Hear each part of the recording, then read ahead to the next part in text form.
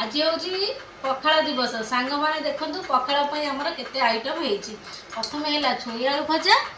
तापर है आमर काकुड़ी सालड तापर हूँ टमाटर काकुड़ी ये गोटे स्टाइलिश बनाई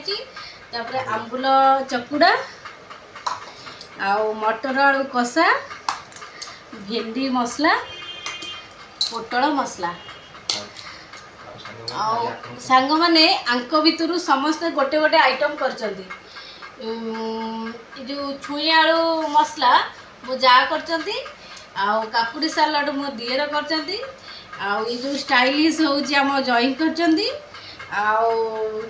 आंबुल चकुड़ा आम बड़ भाई कर मटर मटर आलू कषा मो दिएर भी कर तो भेंडी मसला मु करी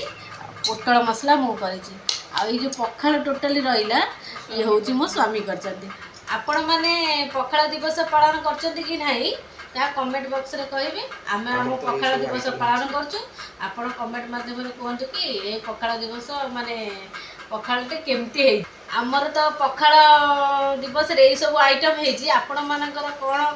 ये सब आइटम होती कि अलग कौन होती कमेंट माध्यम कहिबे आ मोर ये चैनल टी को सब्सक्राइब करेंगे आ बहुत सारा लाइक भी करेंगे।